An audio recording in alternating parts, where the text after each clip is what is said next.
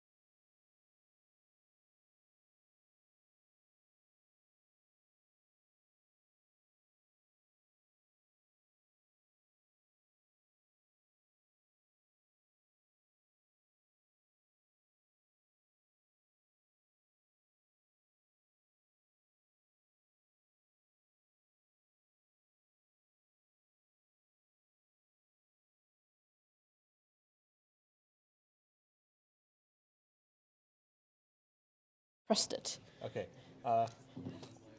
Yeah, we're good. Okay. Just tell stream that basically Rani's really cool and that's what they missed. Yes, okay. Hi stream, hopefully you can hear me now. Some other things, I've done a lot of student-led group activities, and I've also been a very experienced both slacker and high-performing leader in groups. Finally, and I think this is the most important one, I unironically actually really love group work. Yes, my friends have called me insane for having this opinion. But before we start the lecture, I think it's important to say, why do we have a lecture about teamwork in the first place? Like, we're all humans, surely working in a team is just something that we know how to do, right? And the answer is no. One of the reasons we really want to make sure we actually give a lecture on teamwork is that it's one of the most important skills that you develop. You guys could have not come to uni, you guys could have done like a coding boot camp, right? But at uni, you have the opportunity to work with other people and learn how to work in a team. The other thing is that all companies are going to be looking for people who are good at working in a team. You might be able to do lots by yourself, but if you're not able to work in a team, it will be difficult for you to like integrate into an actual software team at a company or wherever else you want to go. The other thing is that in 1531, very often we hear from students that 1531 is all about the group work, right? Where it's like you get a good group, you're golden, you get a bad group, you're stuffed. So we want to make it a little bit better than random chance for you succeeding this course with group work, because there are processes and strategies as well as how the course can help you make sure your experience is good. All right, let's get into it. So in this lecture, what we will cover is planning out tasks. How do you run an effective meeting? How do you actually plan and assign the tasks from the meeting? How do you keep up to date with the progress? We'll talk a bit about the development and review process in terms of how do you make sure people get their work done on time? How do you be a better contributor? And how to make sure when work is done, it's done to a high standard. And finally, we'll talk a little bit about conflict management. In particular, how do you plan for conflict to happen? Because conflict is inevitable. How do you make decisions as a group? And how do you manage internal conflict? And finally, a little about the teamwork evaluation and reflections. As a disclaimer, we'll be talking about a lot of different things in this lecture. Not all things are compulsory. When something is compulsory, I will point it out. So just keep that in mind. All right, let's get started into planning now. So the first thing that hopefully everyone has done with their group now that iteration 0 has been released is that you've set a meeting. Maybe you've sent through a when to meet, or maybe just asked and set a time. But how do you make sure that first meeting you have with your team isn't a waste of time? Well, let's look at the difference between great meetings and terrible meetings. The first one is that great meetings, they always run on time, whereas terrible meetings run over time. I'm not sure if you've had this experience, but maybe you jump in a meeting, it's scheduled for 30 minutes, but you end up talking for 1.5 hours, or something crazy like that. You might think that, oh, because we're talking so much and we're spending more time, isn't that a better meeting? But no, if you're spending more time than the meeting's allocated for, what it actually might mean is that that meeting isn't very directed. You're not focusing on key points or something other. It could also be that you are talking about important things, but you have allocated too much time. But usually great meetings, they always run on time. The next is, like I've alluded to, great meetings have a clear agenda and goal, whereas terrible meetings are aimless. Have you guys had the experience where you have a meeting with your team, you all set a time, you all show up, yay, but when you get in the meeting, everyone's like, oh, what do we do now? Well, you should come to the meeting with some thoughts on what that meeting should be about. Maybe for iteration 0, the first meeting, you're gonna distribute the tasks, right? So everyone should have read the spec beforehand. Maybe on iteration 0, you're like, okay, the things that we need to discuss are the group contract, or we need to discuss how we're going to do our features, or discuss how we're going to do merge requests, right? Your first meeting should have a clear idea of what you want to achieve at the end of the meeting. Next, a good meeting encourages contribution, whereas a terrible meeting is dominated by one person. If only one person is talking in this meeting, I'm sorry, but that could have been an email, or like a DM or a Teams message, right? Whereas in a good meeting, you actually try and get everyone's opinions, right? Otherwise, there's no point being there in person. Like, I'm just showing up to hear you lecture, which I guess is right now, but not the point of a meeting. Next is that for good meetings, people will prepare for the meeting. Before the iteration, let's say you have a meeting of 30 minutes. If no one's read the spec, you're going to spend 15 of that 30 minutes skimming the spec, right? And then you'll only have 15 minutes to discuss, which is a bit of a waste of everyone's time. So hopefully for your first meeting for iteration 0, at least a few people have skimmed the spec or watched the iteration start video or like read the recap that your tutors probably sent through, right? Cool. And then finally, a great meeting always stays on topic, whereas terrible meetings go off topic. Maybe during the meeting, talking about merge requests and how to do a merge request is an important topic, but maybe it's not an important topic for that meeting. If your meeting is about determining who's going to do what and what to put in the group contract, maybe you can talk about the exact process for merge requests in a message to your team later. Or maybe you can make a forum post about it and follow up later. So you want to make sure your meetings are staying on topic. Okay, so that's generally how you want your meetings to look like.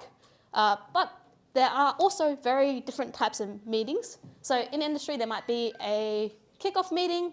You might have a weekly status update meeting. You might have daily stand-ups. You might have decision-making meetings, design reviews, or debrief meetings.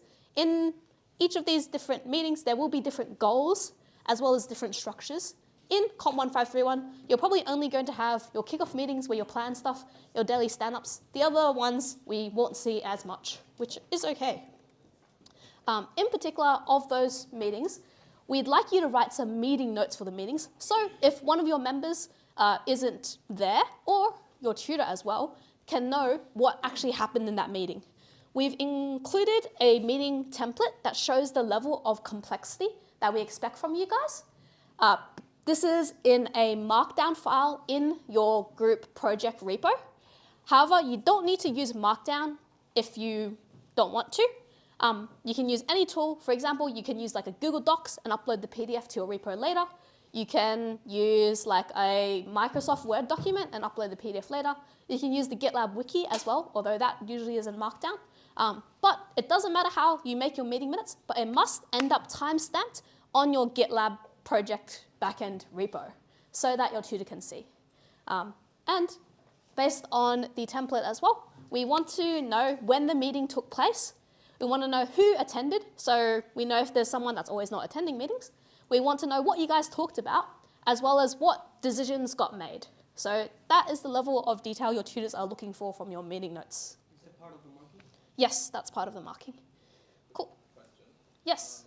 With that, do we have to make a branch and then make a merge request with that, or can we just merge it straight into the... Yeah, good question from guy in the front. Member of the audience? Sorry? Member of the audience, yes. The question was, for meeting minutes, do we need to make a merge request and merge it into the main branch, or can you just directly merge? In your project backend or your group repository, you do not have push permissions to master. This means that anything you want to put in the master branch will be a merge. That's why you might see your tutor recommend that you use the GitLab wiki, which if I quickly go over here, the GitLab wiki is over under plan in wiki. And this is somewhere where you could write some notes, and you don't need to do a merge to get something in. So the wiki might be another way if you're like, I don't really want to make a merge request for every single meeting minute. You might want to use this instead, and it's just a quick way to get stuff in. Yeah, good question. Okay, any other question about meeting notes? No? Okay, we shall move on. So, next, let's talking about, you've had your first meeting. How do we actually plan for the tasks ahead? How do we plan for maybe dependencies between these tasks?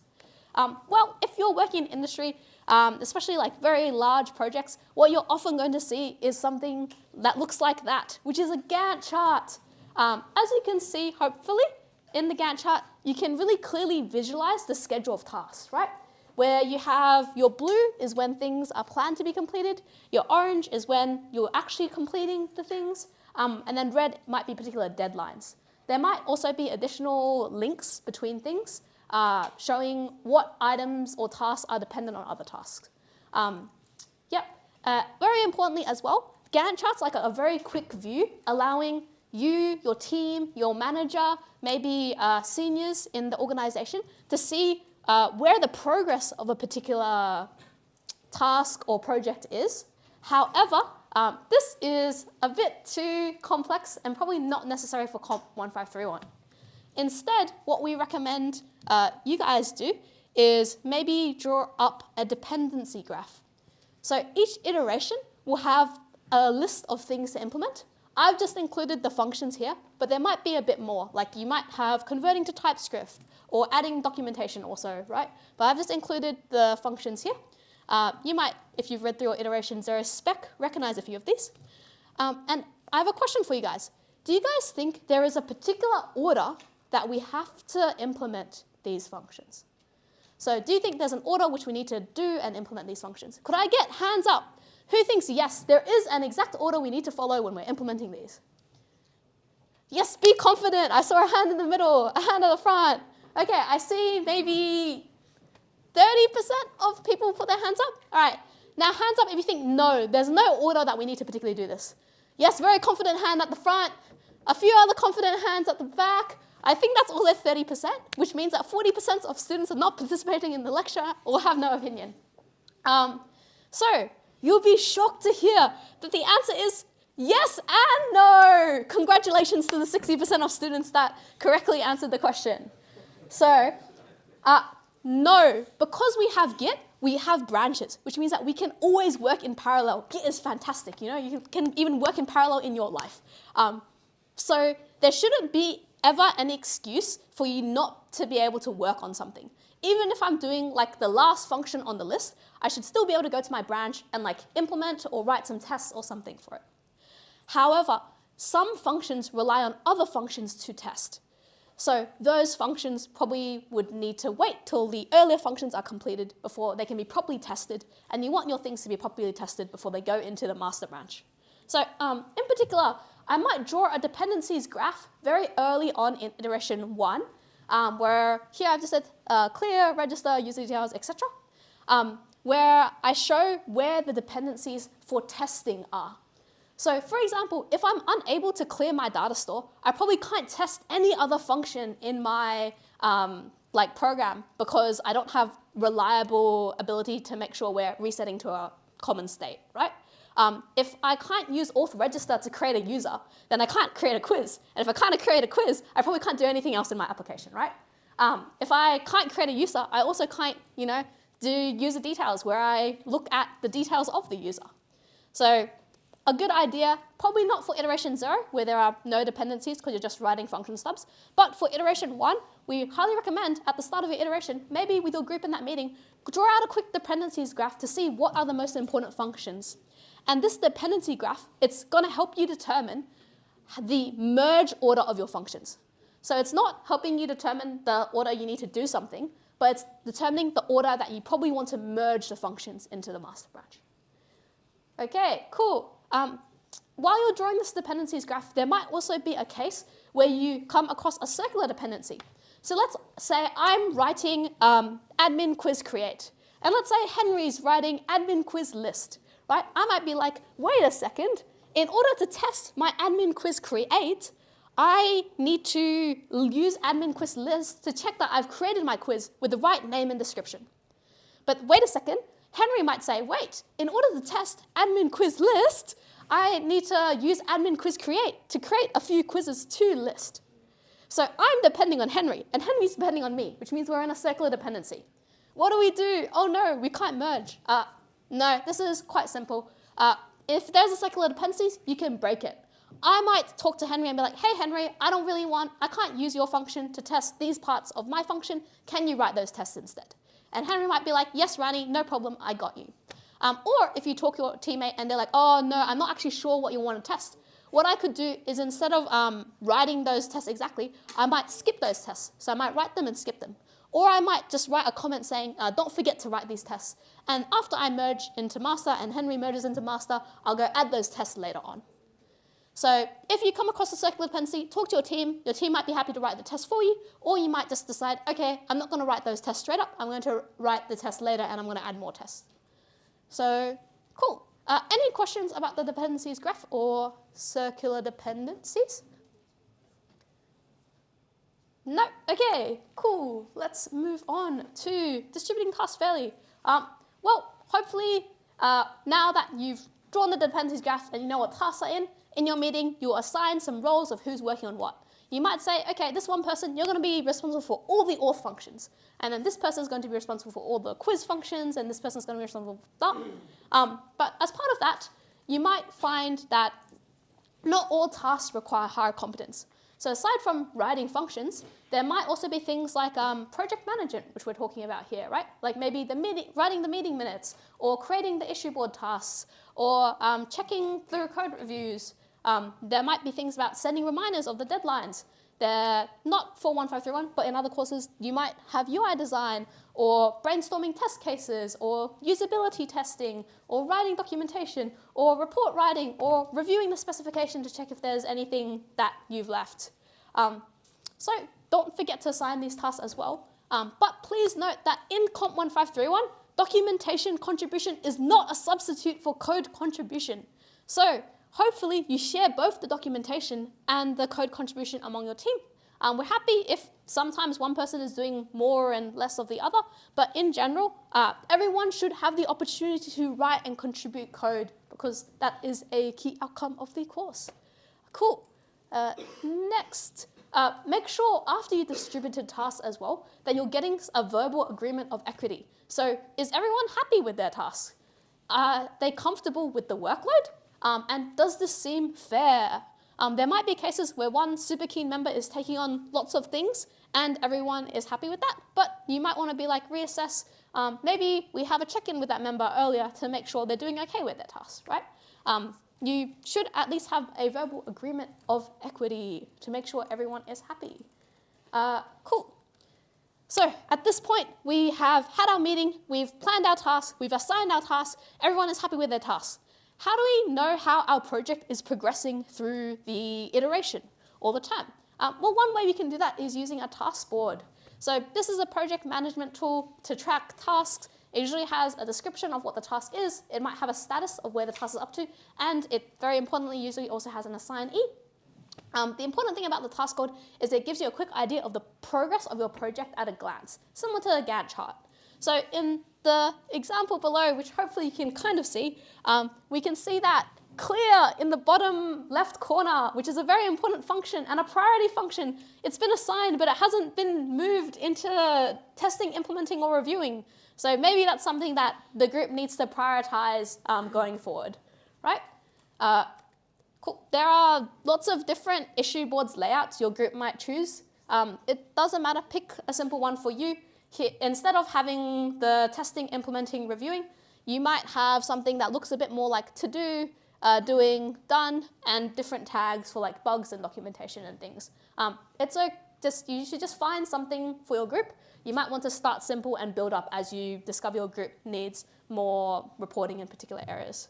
For the task board, the course expectations are that the tasks are assigned, so someone is responsible for that task.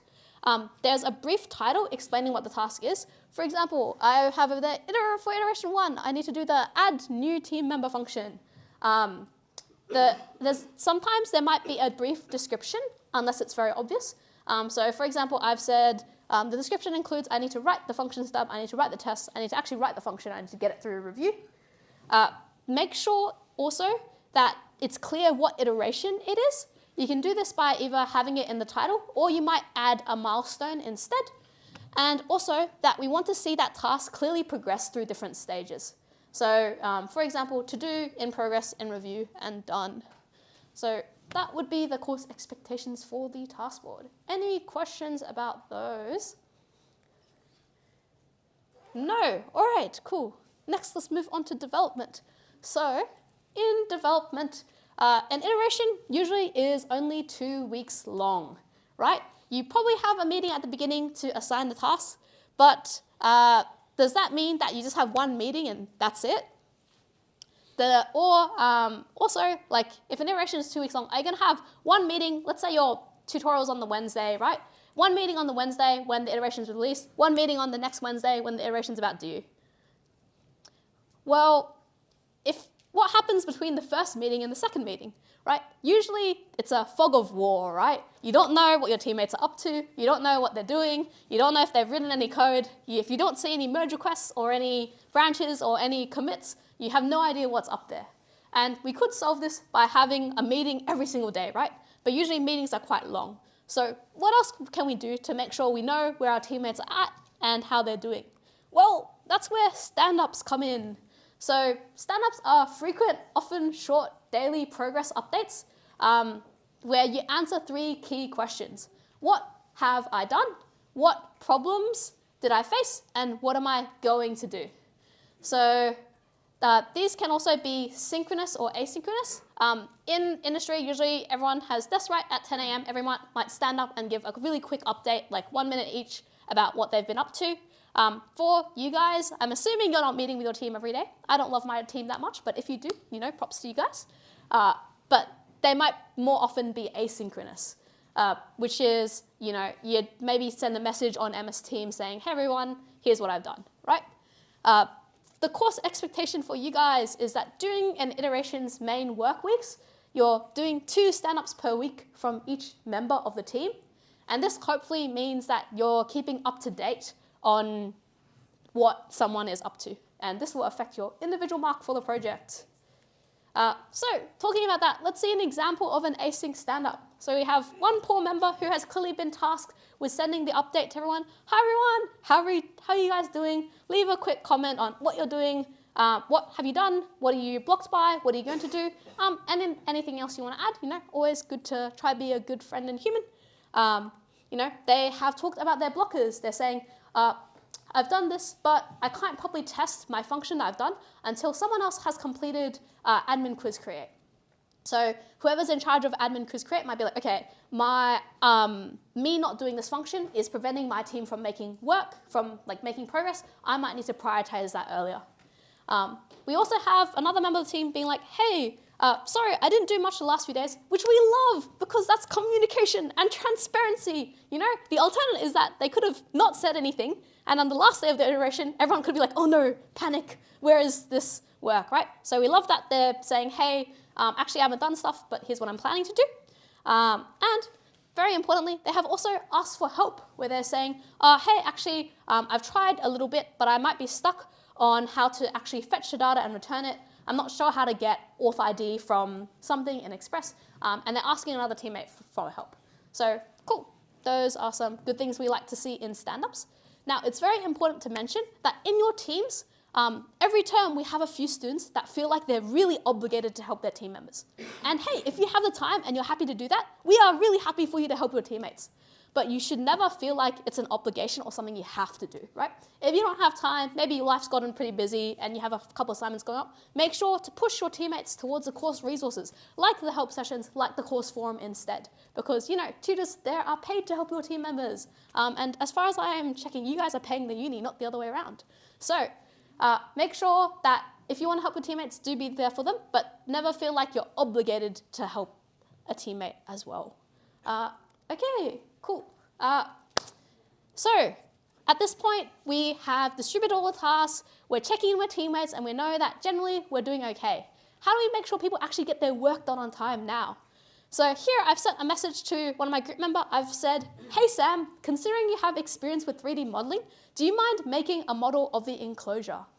Can anyone tell me what's wrong with the message I sent? I know, I'm a perfect human, but I too have flaws. So what's wrong with the message I sent? All right, I see your hand right in the corner there.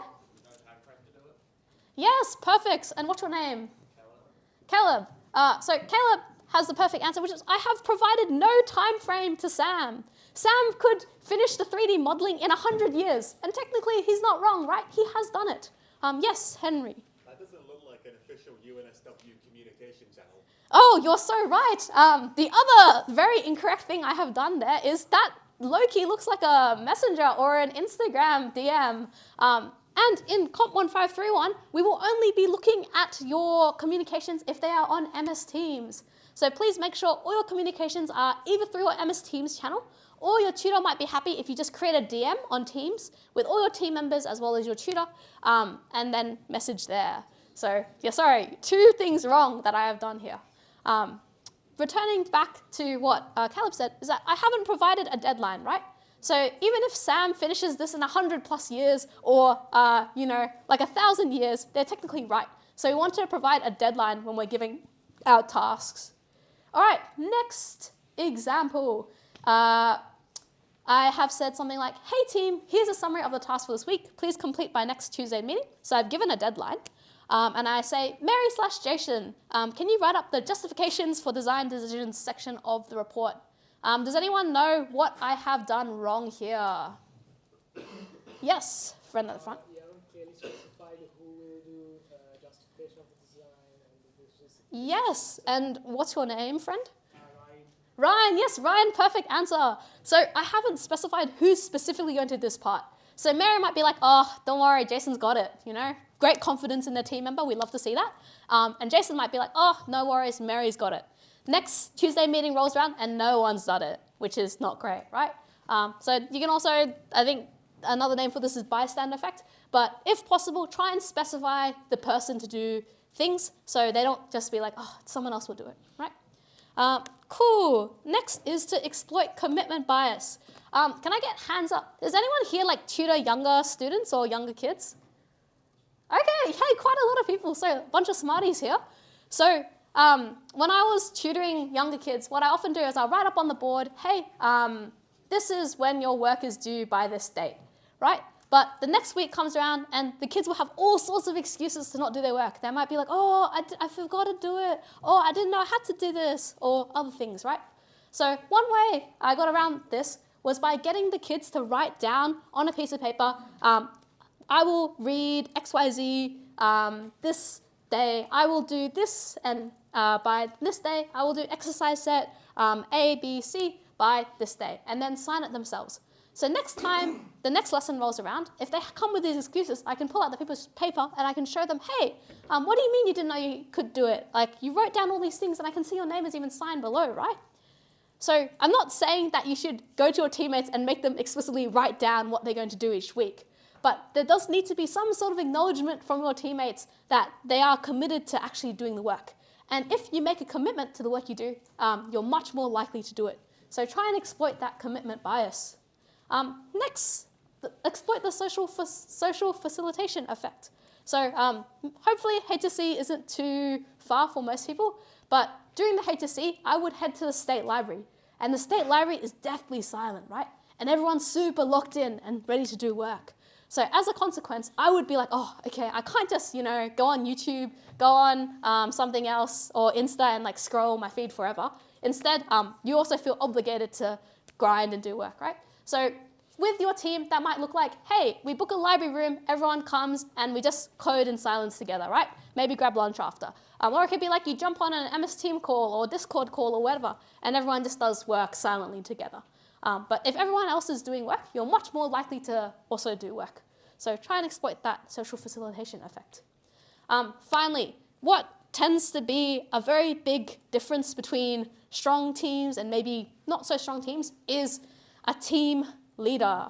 So the roles of a team leader are setting goals, delegating tasks, planning the timeline, facilitating communication, motivating and supporting the team, monitoring progress, and mediating conflict.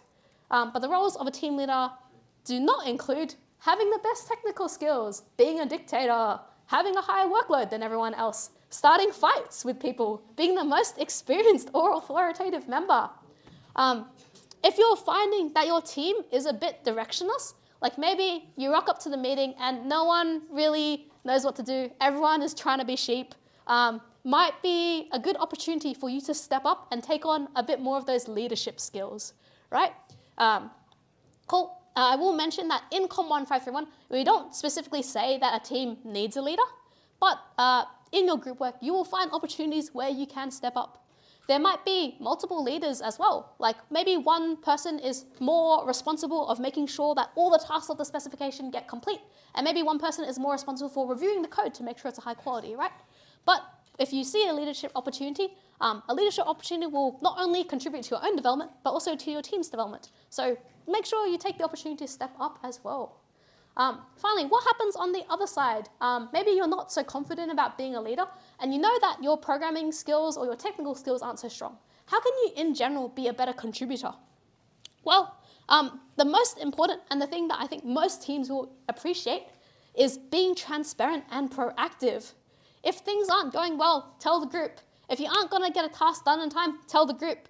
If you know that you tend to struggle with programming tasks, start it earlier. Start it earlier so you can get help, whether from your team or the course, and get feedback so you can improve. I will know that the biggest difference between someone who, some bad group experience and good group experience is the amount that students are communicating. If you know that you're not doing something wrong, don't keep it inside. Make sure you tell your group, talk to your group about it. Next, embrace imposter syndrome. In 1531, most students are learning JavaScript for the first time. You're probably not 100% confident with learning Jest, which we'll touch on next week, or Express, which we'll touch on a few weeks down the line. But don't shy away from a task just because you don't know how to do it. You will 100% learn along the way, and it will get better. So embrace imposter syndrome. Next is the 80-20 rule. So this just basically means that 80% of your efforts can be achieved from 80% of the marks can be achieved from 20% of your effort. If you know that maybe you're not a great contributor, you can still put your time into the areas that it matters so that you can have the greatest impact. So there are some soft skill things that you can do, but what about more technical things? Well, a very important thing about technical things is that you need to practice, practice, practice. Technical skills will never develop overnight. I will not wake up and suddenly know how to write JavaScript. You need to keep up with course content, so lectures and definitely practical labs, which quite closely reflect the project, and keep trying to understand the content, maybe try and modify it, etc. and etc. to build your own skills. Next is if you're struggling with a problem, please make sure you try break the problem down. This is especially for the Express content later. Express servers, they have tests on one side, they have your server in your middle, and the function on the other side. It can be a lot to understand and implement in one go. Try and pick out little bits that you don't understand and break it down into an MVP so you can slowly build your skills as well. And finally, make sure you're making important use of resources. So yes, it's important to try yourself first, but don't stop there. Make sure you're still searching online. Maybe you can read some of your other teammates' code, which will have similar patterns to what you need to do. Go pair program maybe with another teammate if they can help you out, or go to help sessions and ask on the forum. All right, cool. And finally, we're getting to the review section. Hopefully you have done a lot of development now. How do we make sure that things get done to a higher quality? So first, definition of completion. What does finish mean? What happens if your team has a different definition of what finish means? So one team might be like, I've done my work, I've got my merge request up, it's one click away from merging, all the tests are passing, the pipeline is like green tick, everything is perfect. And they think that means finish. And then let's say for another teammate, they have some local code, you know, it's untested, it's unreviewed, but it's ready to rumble. And they both think that it's finished. Well, what might happen is the first teammate is going to be like, hey, dude, why didn't you finish your work? And the other guy might be like, what do you mean? I did finish my work. Why is this guy nagging me so much, right? So at that point, you might have a conflict. So it's important in your team, when you set out the task as well, define what does that task being finished look like, right? There might be another teammate that's like, oh, the first person isn't good enough. Not only do you have to have your merge request up, but you also have to have it reviewed, right? So in your team, try to be clear. What do we mean by finished, right? Don't give anyone an excuse to wriggle out of what they're doing, and also make it clear for yourselves so that you're not coming into conflict later. Cool. The other part of getting tasks done to the high standard is code review. So what does code review look like? Code review is a quality assurance process. There are some different types, sync, async, and the benefits are generally sharing your knowledge, discovering bugs, maintaining standards, and improving code quality. What's important about code review is that you don't want there to be any single point of failure in your team. So your project breaking or your master, failing tests, it shouldn't just be on one person. Instead, when you put up a merge request, your team should be able to click on the changes tab, which look like that, and be able to see what changes you're making. Before your team approves, hopefully they look at the changes you're making and just quickly send sanity check. Is this gonna break anything in the main repo? So let's go through an example. On the left-hand side, I have a function called sum even numbers. Let's say that I had put up this merge request with this code. I wanted to put it in your team's master branch. Can anyone tell me, would they approve this straight away? Are there any errors in this code that they might pick out and comment on? I will give you a hint that there is almost an error on every single line I could put an error in, or a issue in. So see what you can find. Yes, sit down the front. The keyword var is outdated. You don't have to use that. Yeah, great point. So the feedback was the keyword var is outdated. You're not actually meant to use var. That might be unclear for some people. I will go find, actually, let me see if I can find the actual changes. Aha, so yeah, you're right. So if I was viewing the code, I might add a comment here and be like, var is outdated. Use let instead, right? And I might even make a suggestion like, hey, use let, right? Nice. Anything else, guys? I know that this interface might be a bit confusing as well. Yes, in the middle, white shirt. I think maybe using the triple equals instead of the double equals could be better in case we're not sure like the data that's being put in. Yeah, perfect. So white shirt man in the middle says, here we're in our if statement, we're using double equals instead of triple equals, right? So if for some reason nums I was, I guess in this case it wouldn't matter, but if for some reason our data types were different, this if statement wouldn't pick it up, which might not be the behavior we're expecting, right? So I might suggest, hey, add another equals here. Cool. Any other issues with the code? Yes, friend at the back. There's some stuff about styles, so maybe the if statement Yes. And then line 7 should have a semicolon and stuff. Yes, great point. So, at the back, a member audience has said that we have 4 spaces of indentation here. In COMP1531, we're expecting 2 spaces of indentation. So I might just generally add a comment on the entire file. Something like, it should be 2 space instead of 4 space indentation. Right? Cool. Okay, yes, and one more at the front. Oh no, I just wanted to ask, like, for the 2 space implementation, is there a way to set your VS Code to automatically do that when you're working on a JS file? Yes, there is. In your VS Code, so the question was, is there a way to set your VS Code to use the 2 space instead of 4 space indentation? There indeed is. In the bottom of the screen, you should notice spaces. And so you can click in it using spaces and make that 2. In your settings.json as well, there should be language-specific TypeScript. Yeah, there should be language-specific settings you can set, where you can say like editor.tab size and set it to 2 or 4 or whatever. Yeah, so good question. Okay, so coming back to the content, for the code review, you guys pointed out some great ones, and here are some ones that my friend sent as well. So this function also doesn't have a header comment, right, which is something that I could improve. I also used a for loop here, but I could maybe improve that by using a for of loop, or maybe even take that further with a reducer. So through these comments, I had a great opportunity to learn from my friend and also make the quality of the code across the code base more consistent. So hopefully you guys are properly doing code reviews for your merge requests. Just do a quick sense check of what your teammates are wanting to put in your master branch. All right, next, let's talk about pair programming. So pair programming is when 2 developers have maybe 1 monitor and keyboard and they work together on a piece of code. This also fosters knowledge sharing. It's a real-time, so synchronous code review, and it also increases the collaboration between your team. There are a few different types of pair programming. You could have unstructured, where you trade off who's taking the lead. You'd have driver navigator. One person's doing the designing, one person's actually implementing it. You could have ping pong, where you are like sort of editing the same piece of code. There are some VS Code extensions that kind of do this.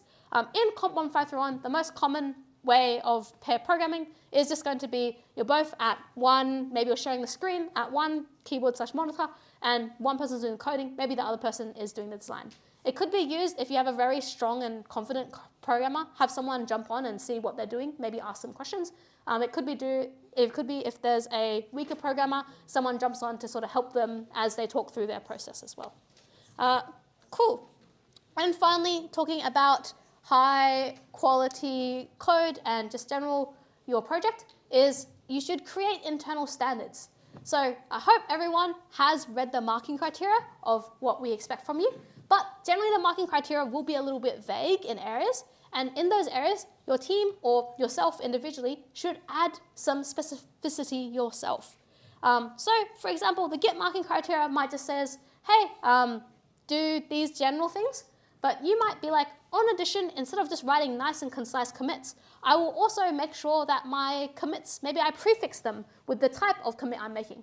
So if I'm adding a test to the repository, I'll always prefix it with test. I added some tests to say auth login. If I'm writing a feature, I'll prefix it with feat, F-E-A-T. If I'm fixing a bug, I might prefix it with fix, right? And these are what you call conventional commits, which is a standard that open source projects use to do commits. So that might be a way I improve my individual commit style, right? I might also be like, hey, to make things easier for the entire group, hey group, let's use some branch conventions. We might say all branches going to start with the iteration, so iter1/iter2 or iter3, and then have the function or the feature that we're working on. So I might have iter1/admin auth login. I will say that in your project, we expect all groups to follow the following merge request process, where the original author, whoever wrote the function or did the work, is assigned to that merge request. Another team member will do a review or an approval of the merge request, so that you actually need to click the approve button. And then finally, the original author should be the one merging. So the reason we want the original author/creator merging is that they'll know if they need to add additional things to that merge request. So they need to be the one merging, not someone else. Also, whoever merges, it might accidentally take credit for that work. So try and let the original author merge, unless something comes up, and that's fine. If it's like a last minute, last day thing as well, that's a different situation. Okay, cool. Before I move on, does anyone have any questions about the course expectations for any of the commits, merge requests, task board, meeting minutes? Yes, question up front. If we want to like define a standard amongst our team, like regarding comments and other stuff, do we like define this on teams so it's both clear to our team and clear to you guys who define it? Yeah, great question. So the question was, if you wanted to have some standard conventions among your team, should you do this on MS Teams or elsewhere so it's clear to the team and the tutor? 100%. It would be, you can put this anywhere common, so that's MS Teams, in your GitLab repo. You can send an email if you want, I guess, to your team. As long as it's a course-mandated platform, we're happy for you to do that. And you know, I think it might be a good idea. It's like these things aren't set in stone. You can always modify your standards as you go as well. Any other questions about course expectations of these project managed things? Yes? Is team contract compulsory?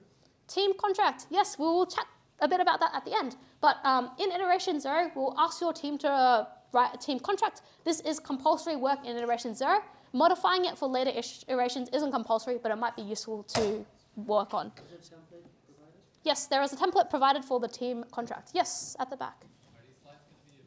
Yes, sorry, I forgot to upload them, but these slides will be available for you guys. Okay, cool. I think that's all the questions. Feel free to jump more at the end. Let's move on to conflict management. So there will be lots of causes of conflicts in your teams. Conflict is inevitable. You might have strong conflicting opinions, people not willing to listen to others, people not giving a chance to share their ideas, having different rules for acceptable behavior, having workload not being shared evenly, having unclear rules about when and where to communicate, people not attending meetings or not doing work on time. So one way we try and cut these conflicts off or discuss how you're going to handle them in the first place is in your group contract. As mentioned, this is required work for iteration 0. There is a template in your group repository that we ask you to fill out. And what this aims to do is, basically define the ways your team works together. So for example, when is your common weekly meeting time? How are you guys planning to communicate? A reminder that MS Teams is the only valid method for this course, but you might want to do it in the channel or you might want to do it in a chat. That's fine. What's a reasonable response time for communicating as well? So some teams might be really online, and so it might be like, you need to reply within 3 hours, right? I think that's a bit intense, but you might be like, okay, you might expect a reply within 48 hours when it's not like the deadline week, but when it's deadline week, now we need a reply within like 12 hours, right? That's fine as well. Very importantly as well, discuss how you're going to handle conflicts. Right? If a conflict happens, when are you going to discuss it? Do you discuss it right then, or do you discuss it maybe after the iteration is finished? So have a chat with your group, see what they think. As part of this, you might also come across decisions that you need to make. So for example, let's say the question is, which Kanban board should we use? Members of your team might say, GitLab issues, GitLab issues, GitLab issues, GitLab issues, GitLab issues. And then one person of your team is like, Jira. Right? Should we just go on democratic voting and be like, well, most people think we should use GitLab issues, let's just use GitLab issues. Hands up if yes, democracy is the way. Okay, cool. Most people have put their, or like some people put their hand up. Yes, democracy is good. However, what happens if the person who said Jira actually had a really good point? Maybe they know more or they have more experience. So what a better method to make a decision, rather than just democracy or majority rules, might be to say, which Kanban board should we use? And the person that says that they want to use Jira might say something like, hey, I know that everyone wants to use GitLab, but do you mind if I share why I think Jira is better? Hopefully the team hears them out, and then you can make a better decision based on more information, right? So try not to just be like majority rules. If someone has a conflicting opinion or reason, please hear them out first. Next, let's say there's a conflict where someone's like, okay, for our data store, I want to use an array of objects. Another person says, no, let's use a single object where the keys are the users. And another person's like, no, let's use multiple different arrays where there's an array for like a user, an array for a name, an array for blah. In this case, this is a programming or more technical decision that's being made. If this is the case, there are usually pros and cons between the different selection. Your team should hopefully be able to find the pros and cons of each one and pick the best suitable method for your team. So for these programming sort of decisions, try and resolve the conflict by listing out what each method will give your team and picking the one with the most benefits. Yes, question in front. What if someone drops out of the group? What if someone drops out of the group? Like drops out of the course. Drops out of the course. We'll come to that later. So keep that in mind. Yes. Cool. Next. Another conflict. Let's say someone says, let's call the variable data, and someone says, no, let's call it data store. Well, this might seem like a really silly argument. However, you'll be surprised at how these things can blow up. Maybe one person has renamed all their data variables all to data. One person has renamed everything to data store already. So they both don't really want to change it, right? Well, at this point, in this case, it's quite a, let's say, negligible or small change. So maybe one person can just give in if it's not very important. However, if it is an important decision and your team can't come to a resolution, the most important person to ask would be the person marking. So if a conflict comes up where you're just butting heads and no one can agree, ask your marker, so your tutor, what instead is the right decision here. All right, I think there were a few thoughts on what happens if someone slacks off. So let's talk about that next. If someone in your group is slacking off, it's important to maybe first understand the root cause. It could be that they procrastinate. They have a lack of intrinsic motivation.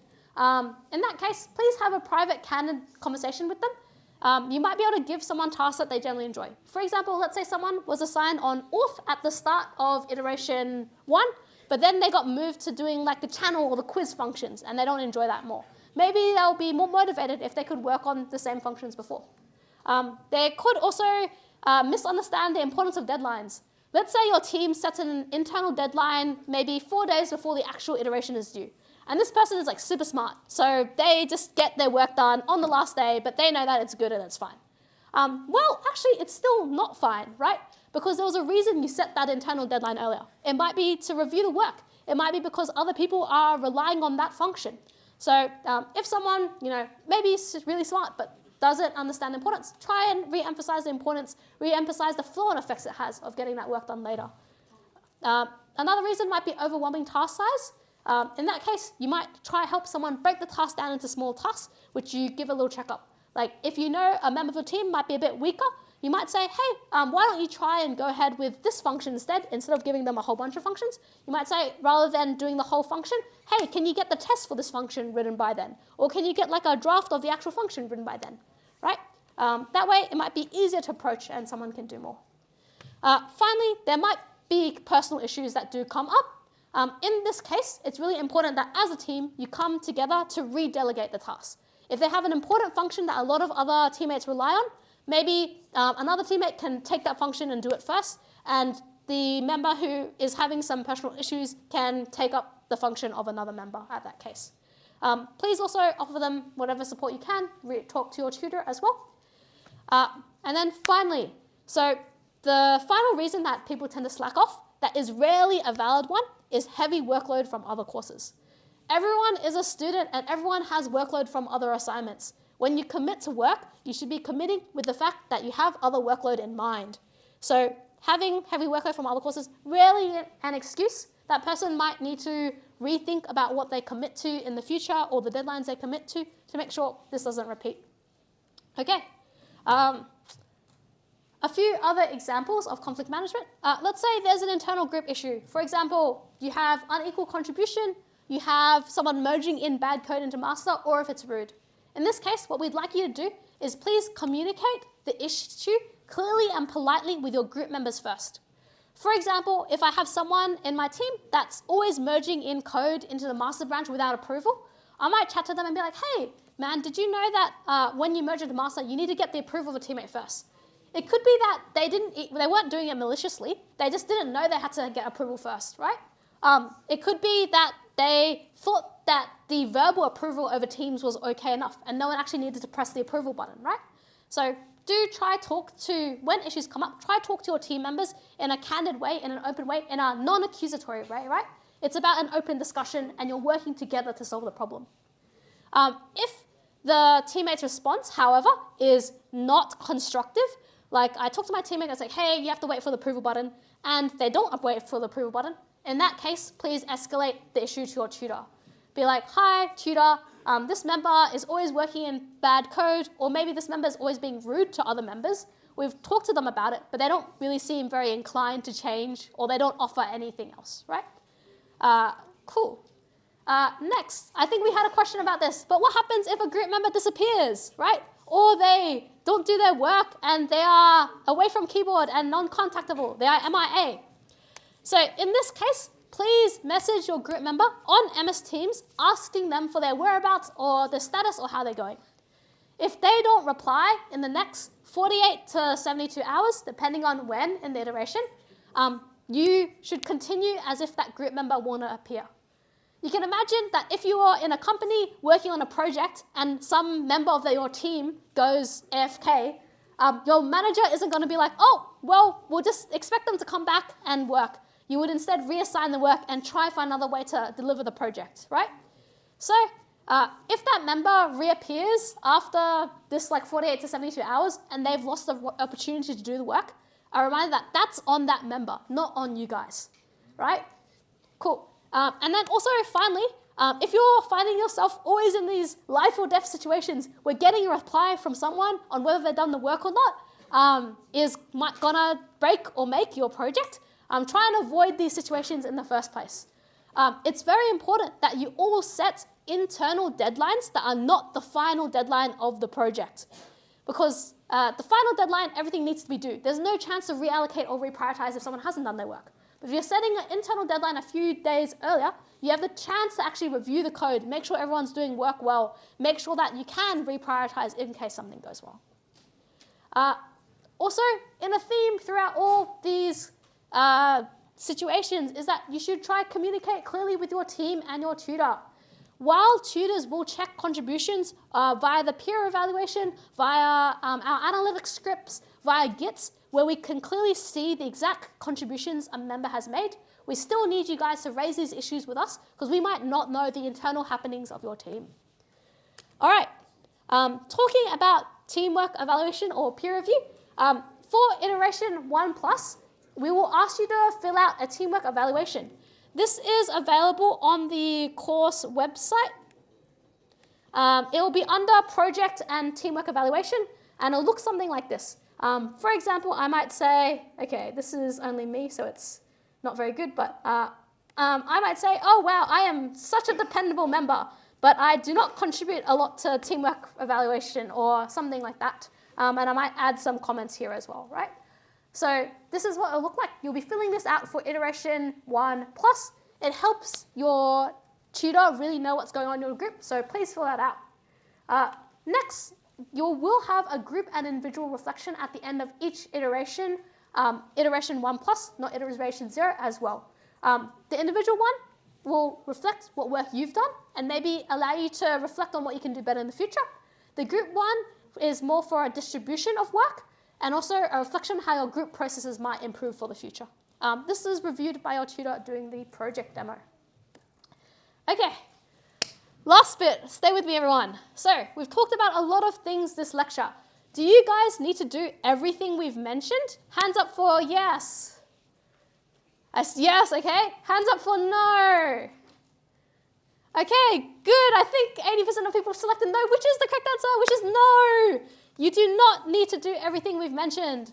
The marking criteria is flexible. We expect the minimum stand-ups, or the minimum standard of meeting minutes or notes. We expect a minimum standard of issue board, a minimum standard of stand-ups, but everything else within that is for your group to decide. You might impose some additional standards. You might pick and choose relevant strategies for yourself. A lot of the things I've mentioned are also individually marked. So the commits, the merge requests, the issue board. So even if your group members don't want to use like conventional commit formatting, you can use it yourself in practice. Okay, cool. All right, thanks everyone. So does anyone have any questions now for me? Yes? Is there an assessment guide or marking rubric? So I can find it on Yeah, so the question was, where is the assessment guide / marking rubric?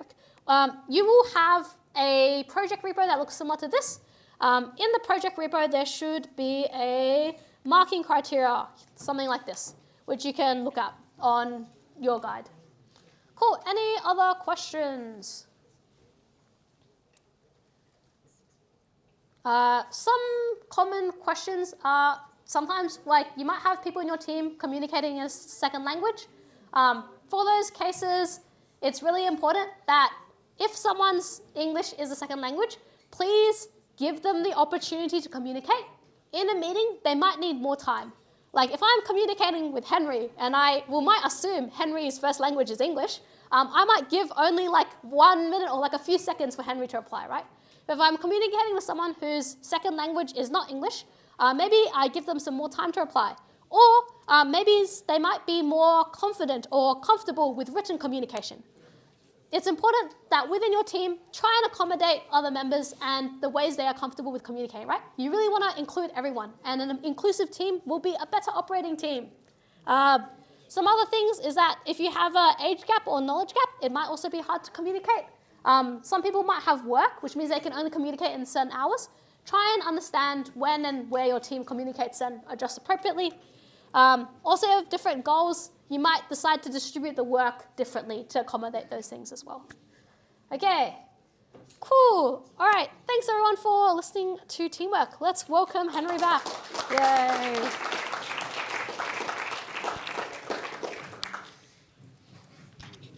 Thank you. Thank you, Ronnie. That was really good. Thank you very much. We're going to take a quick 10-minute break to take a 10-minute break. That's generally why they work. And so we'll come back in about 10 minutes, and then I'll talk about multi-file and importing. But give it up for Ronnie one more time, please. See you all in about 10 minutes.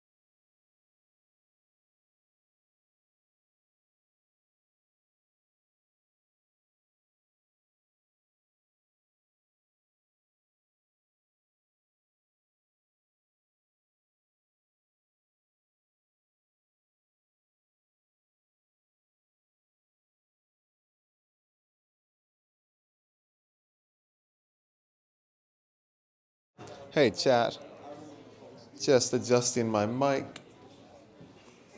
to make sure that things go well.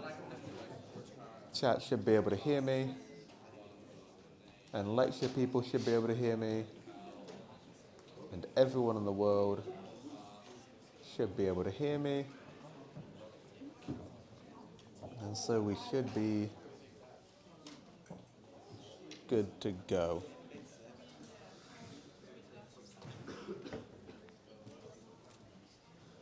All right, everyone. I hope you enjoyed that 10-minute break, and I hope you enjoyed that lecture about teamwork and how to survive teamwork. This is a course that, more than anything, is about working in a team, because in software environments, in basically every facet of your life, you will be working in a team of some variety. So even if you don't plan on being a software engineer at the end of the day, you will probably still end up in a job where you work as a team, unless you somehow run an entire business by yourself, which would be very tricky. So all of the stuff Ronnie's talked about as far as teamwork is concerned is still useful in basically all of your life. Maybe not the stuff about Gantt charts. That probably doesn't come up in every business, but in lots of them it does. Right, so what we're talking about now for the rest of today, for the next sort of 35 to 40 minutes, is multi-file and importing, which I'm very excited about because it means I'm going to talk more about why JavaScript is the greatest, worst programming language ever made.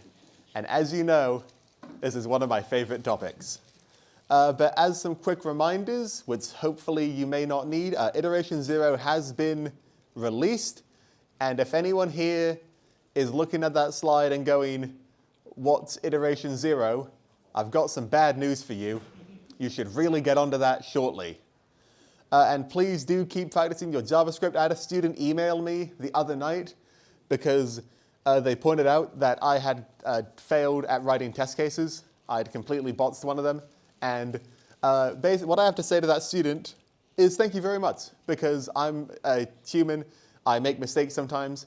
And if you email me with mistakes in the test cases, mistakes in the things that I do, it shows me that you're engaging with the course content. So actually, I appreciate emails like that. I enjoy it if students can point out things that I do wrong, or maybe places where I could improve things up, because it means that the course content will get better, and it shows that you're engaging and thinking critically about the content. So thank you to the person who emailed me that. Let's keep that up, and keep practicing your JavaScript. Right, so today we're talking about multi-files and importing, and this is because most software is done in multiple files. Hopefully you figured this out by now. Hopefully you figured out that you're not going to put all of your software in one big .js file and then call it a day. Separation is important because we're working on different files at the same time.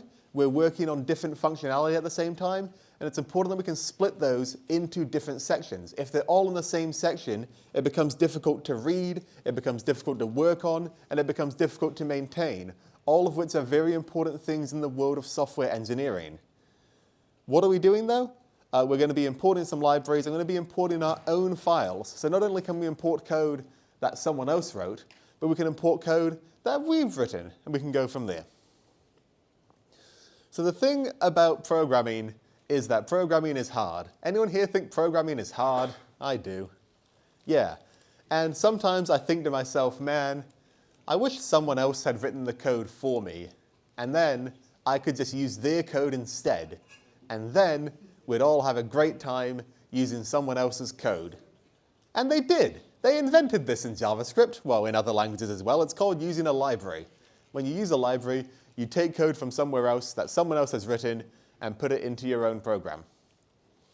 So JavaScript has these things called built-in modules, similar to C. There's a whole massive list of them, these built-in libraries or modules. Now in C, there are things like standard input-output, or stadio as I call it, strings. But stuff like that is sort of baked into base JavaScript. You don't need to worry about that as much. In JavaScript, we've got a whole lot of sort of a bit weird built-in modules. I've got a link to them here. So of course we've got things like the buffer to handle binary data, and cluster to split a single node process into multiple processes. And we've got HTTP to make NodeJS act as an HTTP server. But thankfully, we've also got HTTPS, which makes Node.js act as an HTTPS server. Very distinct. They can't be the same library. And we've got a whole lot of, these are all built in. You can import them right out of the box. And you may think, oh my gosh, there's like at least 6 of these here. How am I going to memorize every single one and every single thing that they do? Because there's a lot going on, and memorizing all of that would be a nightmare.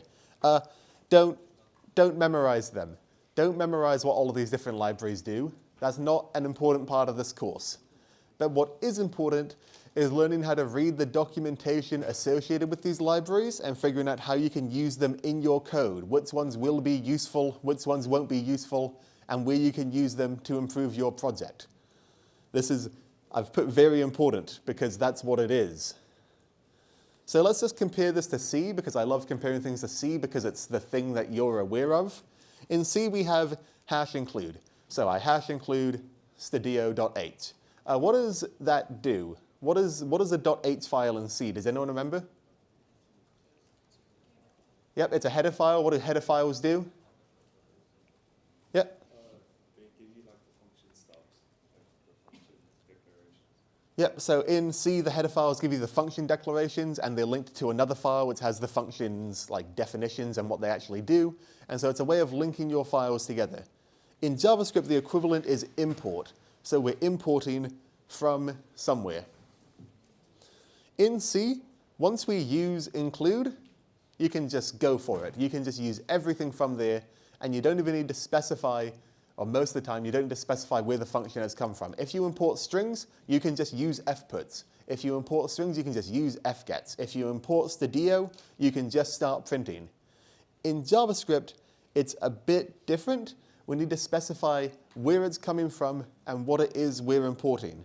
So let's do an example now and hope that it works. I love a live demo. All right, I'll make a new file. I'll call it lec importing.js. And I'm going to say I'm going to import path from, and we need to put it in quotes. So I'm going to import it from path.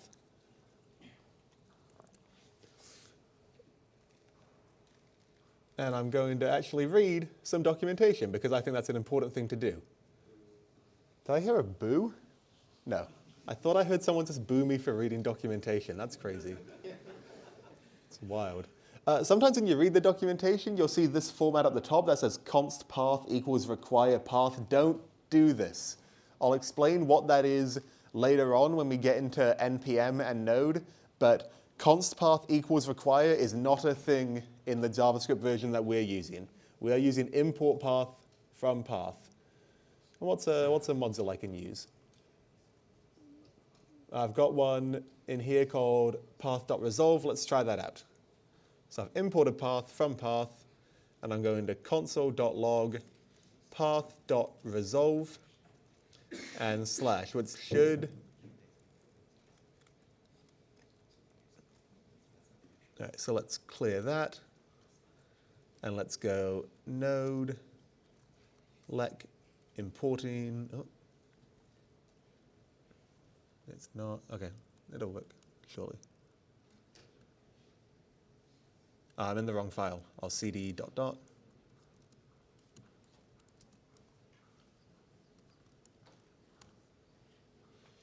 And it just says that we have a slash. What does path.resolve do? Because that's not what I expected it to do. This is why reading documentation is important. It tells you what things do.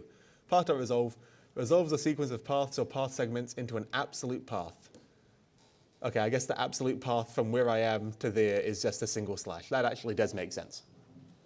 But what we're doing here is we are importing from a library. That library is called path. We're importing the entire path module. And when we're using the function, we have to say, where is it from? So it's path dot, and then what we're doing. So path has some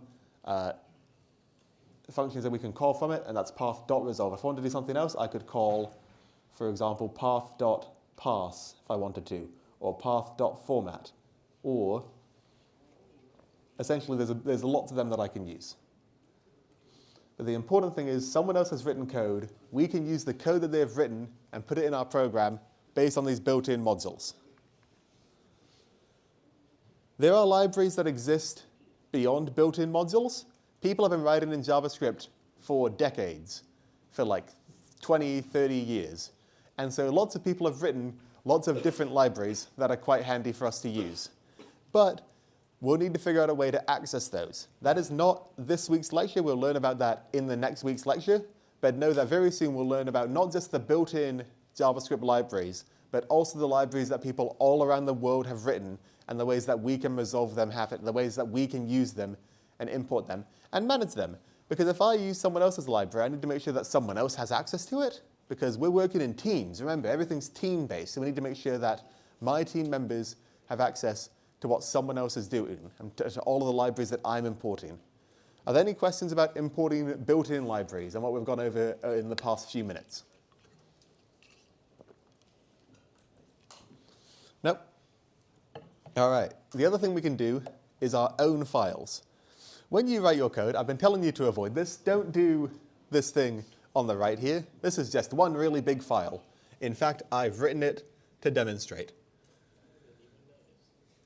This file is called badpractice.js. I will put it on the Git repository at some point. It has a binary search in it, and it also has a linear search in it, and it also has bubble sort in it, and it also has quick sort in it, and it also has merge sort in it. It also, oh, this merge sort is recursive, as is this quick sort. And it has BOGO sort in it. This is my some people popping off for BOGO sort. And it has a class for a car in it. And that car can drive. And it also has a class for a cat in it. And it tells you if the cat's big or not. And it has a list of numbers in it.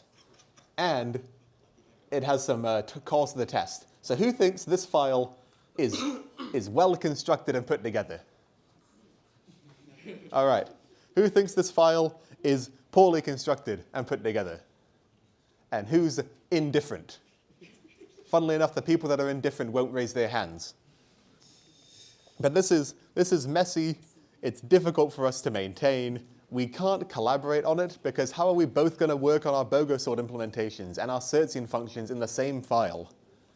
So what we can do is we can import our own functions, because the whole point of working together in this team is that we can take what other people are doing and bring it in.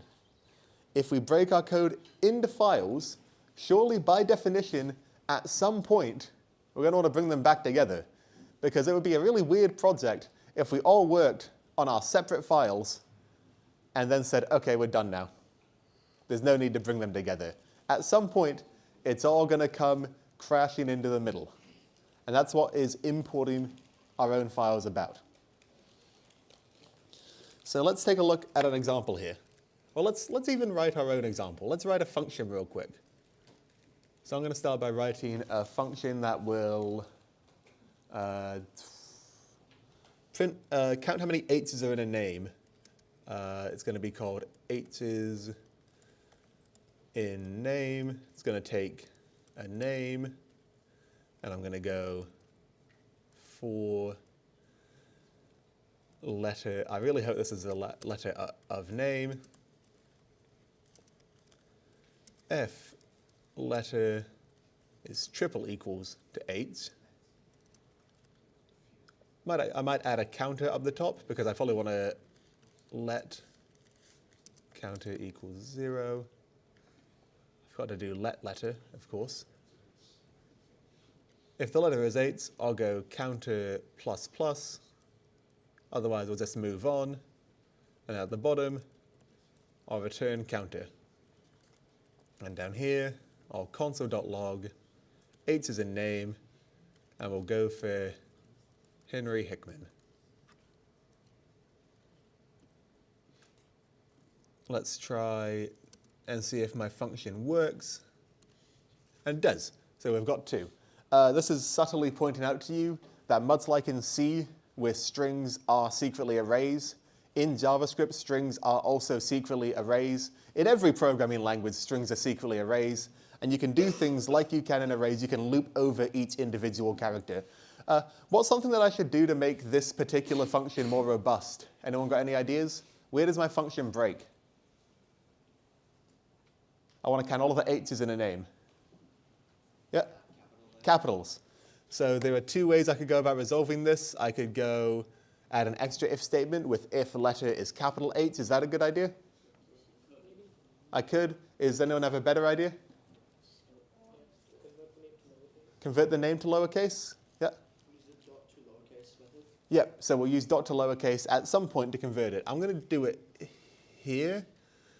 Letter dot to, I'm never sure if that's how you do lower in JavaScript. It's a frightening creature.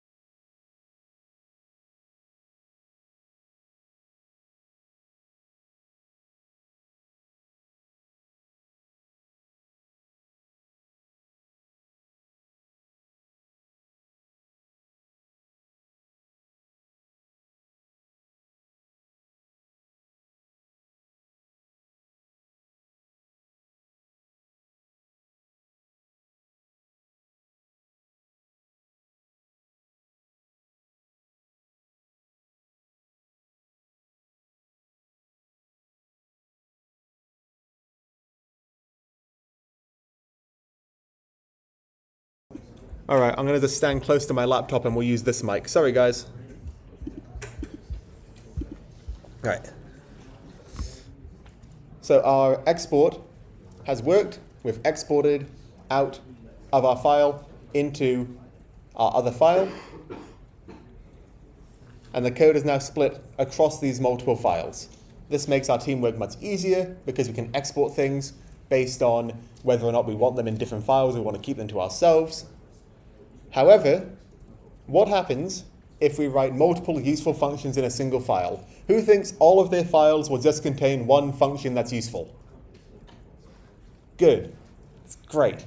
Who thinks their files will contain multiple useful functions that they want to export? Yeah, good. Awesome. So let's write another useful function. This other useful function I'm going to write, I'm going to call it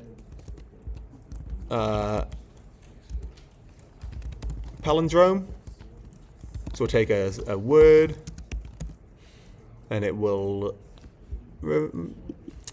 I don't know how to reverse words in JavaScript, but there's probably a way to do it. And one thing I love to do is just Google how to do things. Reverse word in JavaScript. Oh, that looks way too complicated. Let's do a different example. I'm going to make a different example called just is odd, and it will take a number. So what we're going to do is we're going to check if number mod 2 is equal to 1, we'll return true. Otherwise,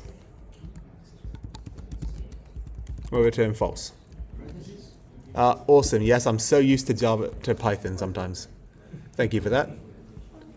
Now, Rani pointed out an example where someone said why we should use triple equals. Can someone think of a case where why this would be wanting to use triple equals instead of double equals? Because what if I go is odd true? What do we think that's going to do? Console.log is odd true. Who thinks JavaScript's going to let me do it? I've taught you well so far. Yep, cool. Because what does true evaluate to in JavaScript? True is just 1. And so, what about if I throw in a triple equals? I wonder if that's going to change anything, though. It might not. Does not. JavaScript just doesn't even care. It sometimes, even when you think you're being as safe as you can, JavaScript says surprise. But now I'm going to introduce you to the fourth equals. I'm just kidding. There's no. I wish. You have no idea how badly I wish that were true. But what if we write more than one useful thing in a single file? Is it so over? No, it's not so over. It's not. We're so back. We can actually use a different syntax. We can export multiple things. All right, so let's see what this looks like. When we want to export multiple things, you may think, Henry, that looks a lot like an object. And it does look a lot like an object. It's got curly braces. It's got the semicolon at the end. I can hear things. It's got commas in it. But if we go back to this, okay. What are the features of an object, real quick? What makes something an object? What does it have to have? Key value pairs. Doesn't have to have it can have methods, but it can have 0. But most importantly, objects have key value pairs. Are there key value pairs in this? There are not. Which means even though it looks like an object and might even behave like an object, this is not an object that we're exporting. Is it a list? No. Is this a list, Rani? I don't think it is. What's export down the bottom? Is it a list? It's like an object. No, it's not an object. It doesn't have key value pairs. I watched Yu Chao's lecture last year to prepare for this. She said it's specifically not an object. It's something else. It's a secret third thing that we won't worry about right now. Oh, I see. Okay.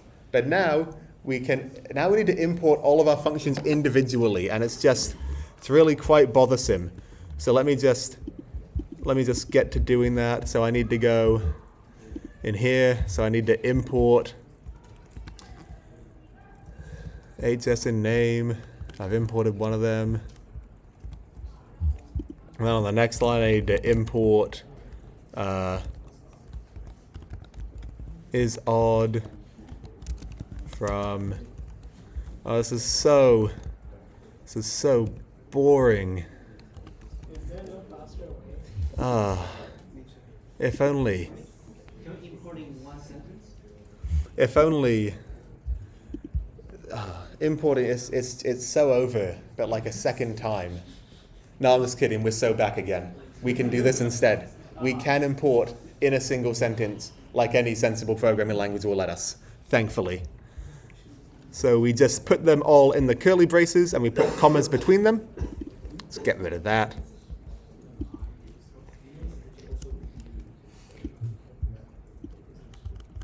And now I can also do something like console.log is odd. I wonder, do you guys think Henry is odd? Don't answer that. That's a big bet. It's a big question. Let's find out. Oh, okay, I'm not. Thank gosh. I'm even, I guess. So we can import now with one file. We generally like to do the one file you're importing from. You just do one import statement, and if you have multiple files you're importing from, you necessarily need to do multiple import statements. Now, when you use a default export, there is a bit of behavior that is quite fun. Because you're exporting only one thing, JavaScript tries to be clever. And as we've learned, when JavaScript tries to be clever, things just go really well. So let me come down here and let me just change it back to export default. And I'll default is odd. When I come to my example, I've changed my mind. I don't want to call it is odd. I want to be evil and call it is even. So I'm just going to call it that. Just comment out this line here. Oh, syntax error. Awesome. Oh wait, what? Export default. Well, what have I misunderstood here? There's definitely something. You can rename things, I thought. You can definitely alias things. What's gone wrong here? Ah, because I put it in the curly brackets, I think. So if I take this out of the curly brackets, and also I don't think I've saved that, so let's save that. Let's take this out of the curly brackets.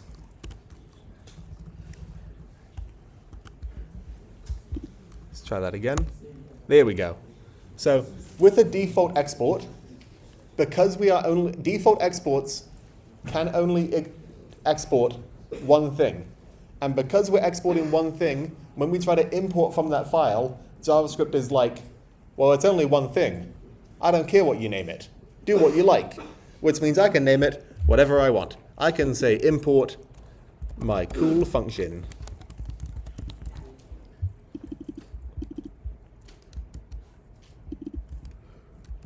And it will just have the behavior that we are expecting, because it is knowing that it's only got that one function exported. It's the only thing that can be imported from that file. Now, as I just learnt approximately 5 seconds ago, if I put it in curly brackets, JavaScript starts getting a bit stricter with me. And it says, hey, no, that thing has a name. And it has a name that we expect you to call it. And so if you use curly brackets, I've got bad news. It's so over again. No, I'm just kidding. It's not. Because, so we do always try to use named exports. We try to avoid using, oh, is there a question? Hello. Is it okay if we do the export when we define the function? Is it okay if we do the export when we define the function? Like export function checks it's good. Sorry, go again? So just instead of writing function checks if good, defining it and then do export at the end, you can just do export default function. Yeah, you can.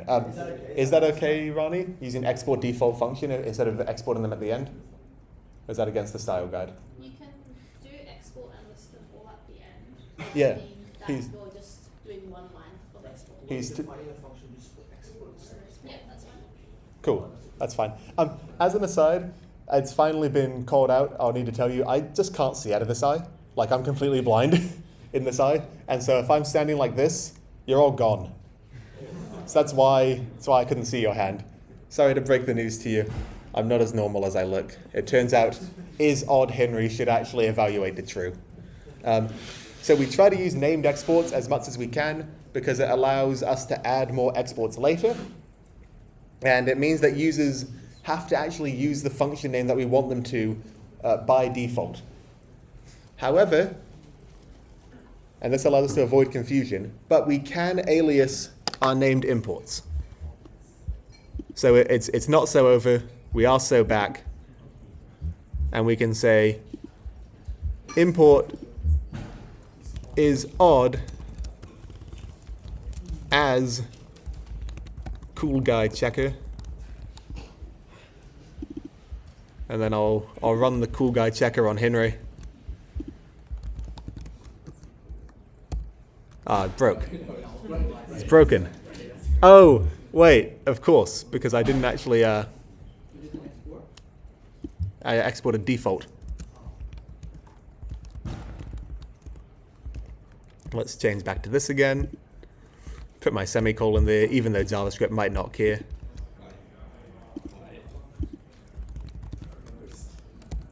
Ah, and it evaluates to false. Unfortunate. Oh, good point. Uncool guy checker. I'm not an uncle though. That joke didn't work. Well, we'll get him next time.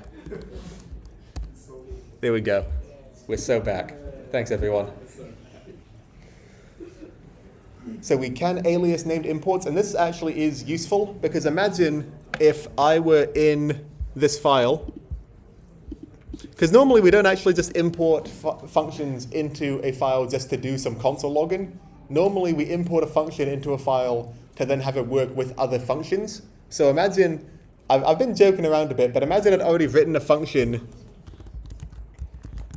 called isOdd, and this one actually evaluates like an array of people, and it goes for let person of people, and then if person 0 if person starts with a G, I'm so sorry, I'm just making stuff up here. We will console.log. G is not that odd. I don't know. Sure, that's my function. And so if I have a function called isOdd here and a function called isOdd that I'm trying to import, can you see what sort of conflict may arise when I try to run isOdd? What do we think is going to be? What do we think is going to take precedence here? What do we think is going to be called? I guess it will be overwritten. I'm not sure. I actually don't know. Let's find out. I try to avoid doing things like this. It's just crash. Because isOdd has already been declared, and you can't declare two functions in the same file of the same name. So if it's, so that's why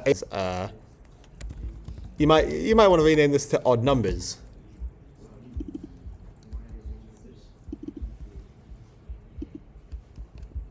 And I'll change this back to a number. Hey, who thinks the string of 12 is going to be odd? Is the string of 13 odd, do we reckon? Do you reckon JavaScript's clever? Great question. So 13, true. What about 12? It actually is smart enough to do some type conversion when we have two equal signs.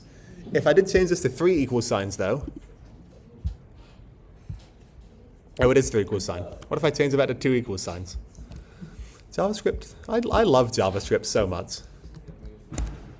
This is crazy. This is a great time. Right, so we can alias our imports, we can rename them to be what we want, and this is useful if the function already exists in our file. And we can break imports over multiple lines as demonstrated in the bottom right there. And that is the summary of importing and aliasing and naming things in JavaScript. Are there any questions about what I've gone over? Yep. Can we demo aliasing multiple functions? Aliasing multiple functions? Yep, I'll try it out. So I've exported 2 functions here. So I've got 8 as in name and isodd. I've aliased isodd as something else, so I'm going to go onto a new line. And I'm going to go 8 as in name as hcheck. And let's see if that works. So now I'm going to go console.log hcheck, and it's going to be Henry has happy students, which is just a true statement.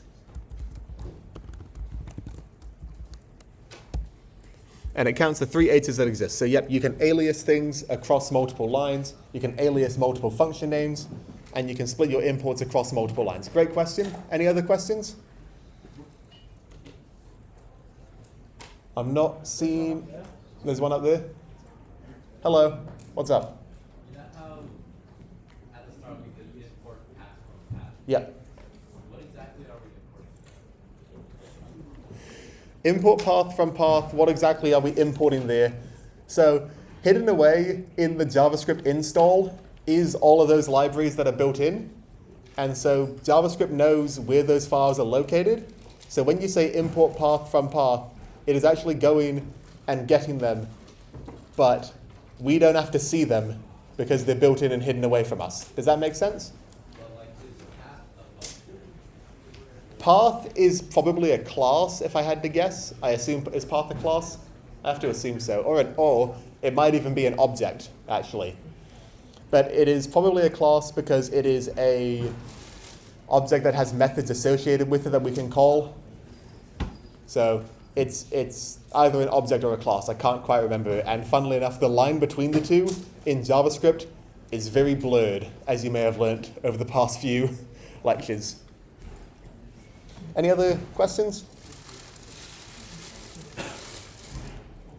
I'm so scared of missing someone's hand up, but I don't think I see. I do see one. Yep.